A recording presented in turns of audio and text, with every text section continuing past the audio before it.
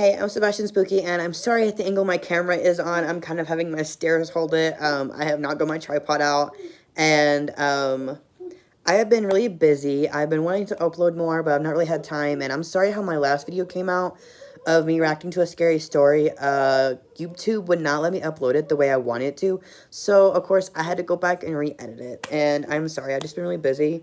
I've been busy planning a birthday party, actually, so that's where I've been at. Hope you'll have a wonderful month and a wonderful spooky season, and I cannot wait for Halloween to get here. I am excited.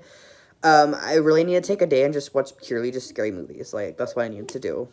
Sorry. I'm reacting to another scary video. I hope you all can come and watch that with me, and sorry for my appearance. I look like trash.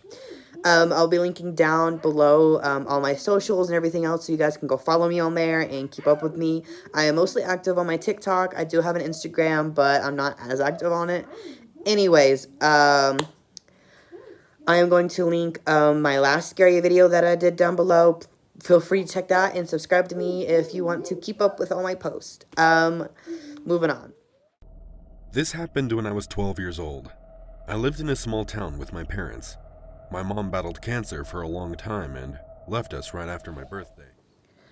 This is already getting off from 0 to 100 really quick, and it's getting so deep. I am so sorry. That is awful that happened to him and his mother. I am so sorry. May she rest at peace, and I just feel so... I still remember crying while my dad hugged me tightly. He also cried, but silently. He didn't want him to know that he was crying. That is so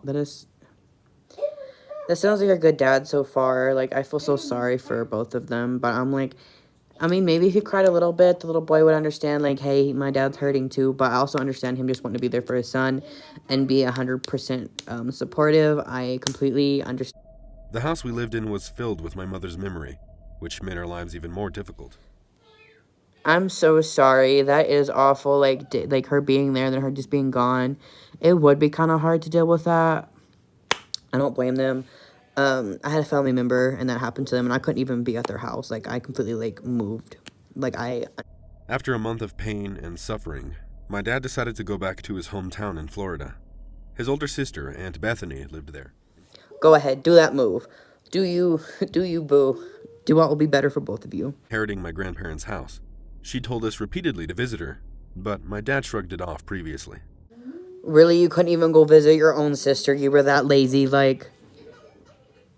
She was inviting you, why didn't you just go? Like, that's awful, like... Boy.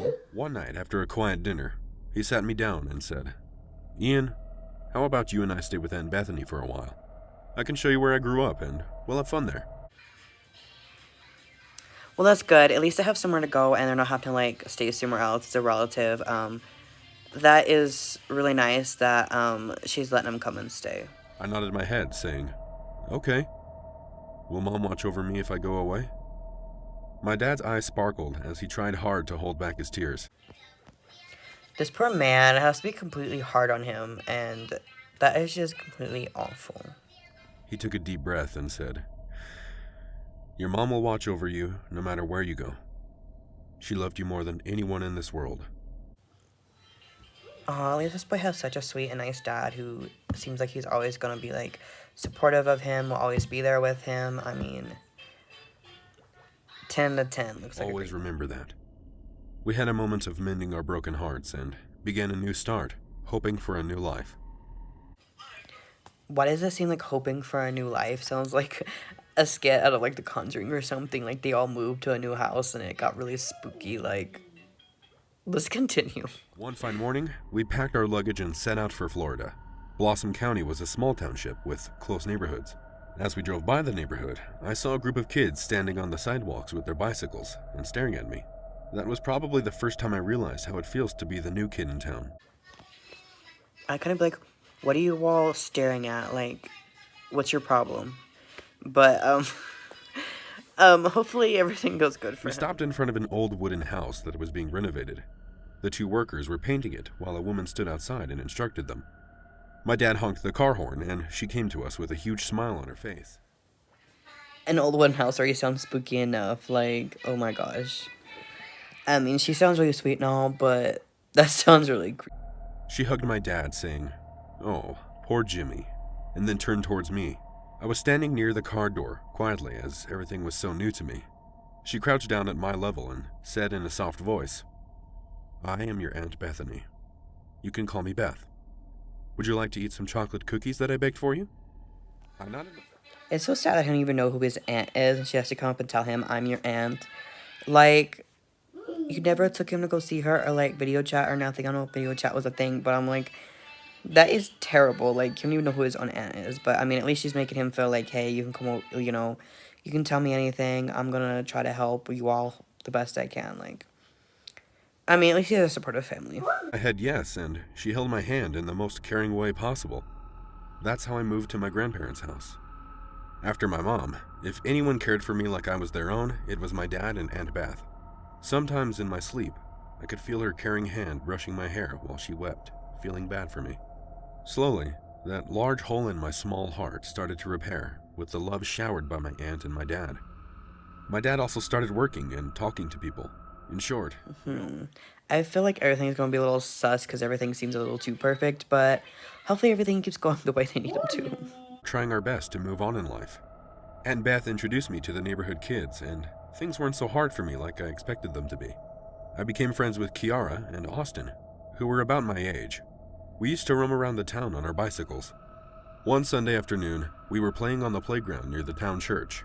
I was about to throw the frisbee at Kiara when I saw a small group of people carrying a coffin towards the back of the church.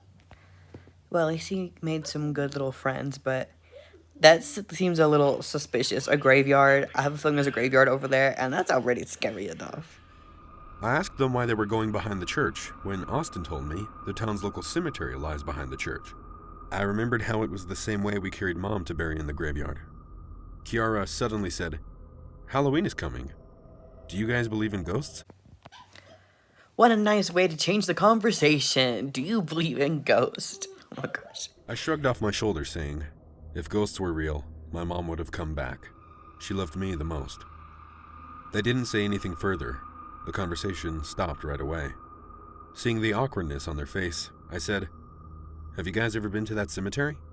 Austin replied, "Yes, I have, many times." "My dad is the pastor," Kiara said.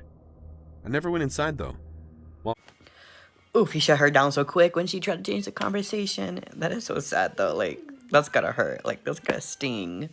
And I wouldn't want to go in a graveyard anyways. Kids shouldn't be in there. Like, there's probably a reason. Kids shouldn't go there.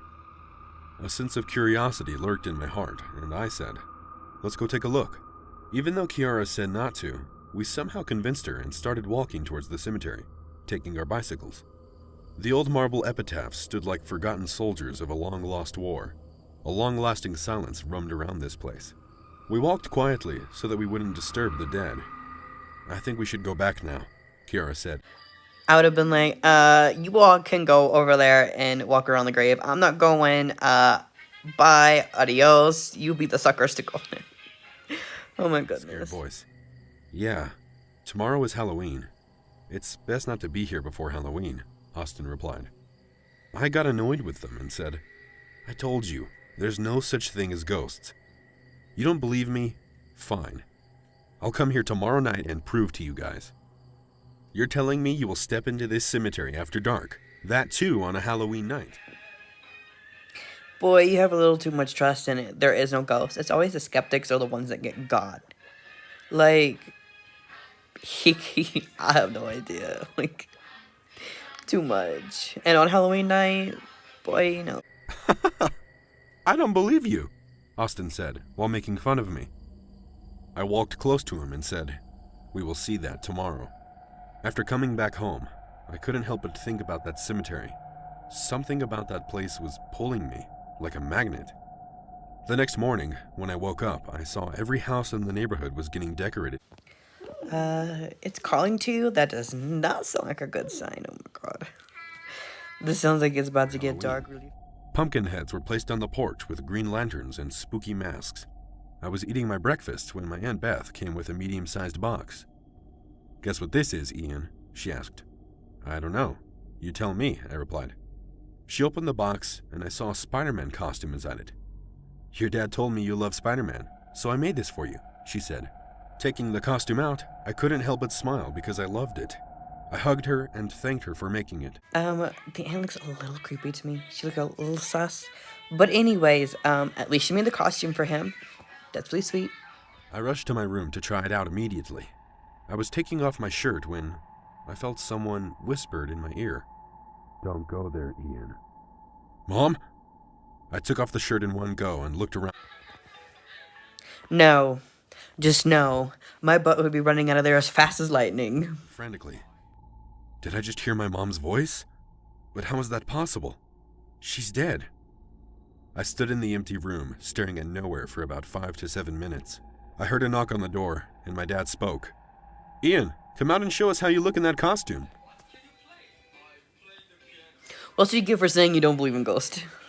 I ignored the entire matter and came out wearing the Spider-Man costume. Everyone got excited seeing me, and the entire day went by laughing and discussing what we will do that night. Around 6, my friends came over to go for trick-or-treating, even though we were big kids. But still, who can say no to candies? Same. Who can say no to candy or who can say no to food? Like, the best things in the world, I do not blame you. Kiara dressed as Batman and Austin as a magician. Our trio made quite an impression in the neighborhood as we set out to celebrate Halloween. Every town person looked at us and gave us candy without even asking for it. When we realized we'd collected enough, we went to the playground near the church and sat on a merry-go-round. On that full moon night, I couldn't help but notice the darkness behind the church. The cemetery is that way. After eating a hell of a lot of candy, I got up with great confidence. Why do I feel like this sugar rush is not going to end well? I feel like this is not going to end well. So, it's time to show you guys that there's no such thing as ghosts. "Let's go," I said. "What? I'm not going to the cemetery," Kiara said, nodding her head in no. Her ponytail dangled in the air behind her Batman mask as she refused right away. "Come on, we won't be there long anyway," Austin said. He too charged up hearing me, and we all started to walk towards the cemetery. The area was empty, as it was a distinctive part of town. I didn't want to get caught by anyone, so I told them to be quiet. At this point, I don't know if he's brave or just dumb. I don't know if he's brave or dumb or just straight up just ignorant. Like, I'm sorry, if I was that girl, I'd be like, you all go. I'm gonna be perfectly fine sitting here eating my candy or I'm gonna go home. Like, you guys just, no. Just Follow no. me. I was almost near the entrance when I heard that female voice again. "Don't do this, Ian." I turned back, but didn't see anyone. "What? What is it?" Kiara asked in a fearful voice. Nothing. "Let's go," I replied. The cemetery was full. Use a bad liar. You a bad liar. Obviously, you need to turn around and go back. There's a reason why you're hearing this. So far, I figure there's no such thing as ghosts. With the pale moonlight, the chirping crickets and hollow wind created a spooky ambience all around us. It was not the ideal place for anyone at night, of all Halloween. After roaming for 2 to 3 minutes, I looked at them and said, "See, there's no such thing as a ghost." I was about to say more when Austin... I think this is about to get scary. I would be running my butt out of there about right now. Like, they're crazy. Pointed at a tree in some distance. Kiara and I followed his eyes and saw a man hanging from the branch of a tree. His neck was tied to a rope while his body swayed in the air like a pendulum. "What is that? Why is he..." "No, relax. That's just a stupid joke. I'm sure someone..." They'd be sick of someone on their part to do that, but who in their right mind at that time of night has time to go do that? Who would do that? Anyone else feel like this is not a fake one? I'd be running. I'm sorry. I'd be like, screw you all. Hung a dummy to scare off people for Halloween. Maybe we should take a look then. "What? I'm not going near it, even if it is a dummy." Kiara refused to go near it. Hence, Austin and I told her to wait there and went to check the dummy. I won't lie, but my heartbeat got faster as I walked closer to the tree. I was inches away when I saw a woman dressed in a gown. What is wrong with him? I would turn around and leave, or I would have peed in my pants. Like, Standing behind an epitaph on my left and staring at me. The gown felt so similar. just like the one my mom wore when we buried her. It took me a second to recognize her face. It was my mom. She was standing there with a painful face and telling me, "Run. Run away, Ian. This place is not for you." I don't know why I got so adamant. Maybe I was angry with her for leaving me too early. Maybe I thought if I don't listen to her, she will come back. So you're intentionally trying to mess with her. Like, that is never a good idea. That is just never a good idea. Like, boy.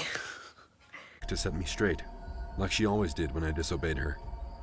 I walked right under the dummy and stared at its face. I won't lie, but the dummy looked so real. Austin stared at it too for a few seconds, then gasped in fear. Oh my. Oh, why do I feel like it's real? Why do I feel like it's real? My God, this is not a Halloween prop. I know this man. This is Mr. Walker.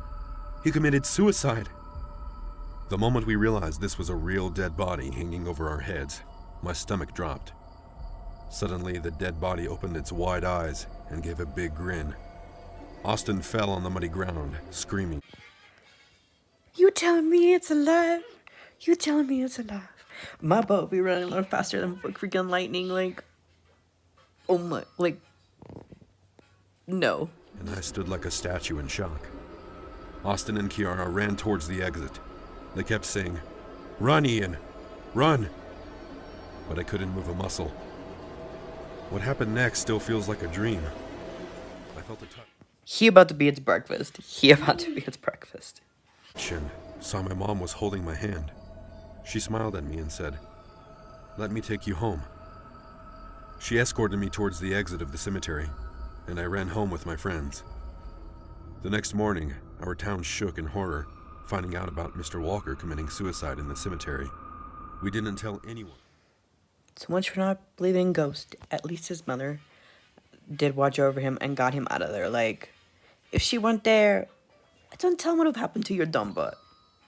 Whatever we experienced that night, Austin and Kiara saw me walking towards the gate all by myself. That was the last time I saw my mom. So lesson learned, this is why you never visit a graveyard, especially at night and especially on Halloween. Comment down below if you believe in ghosts, or if you don't.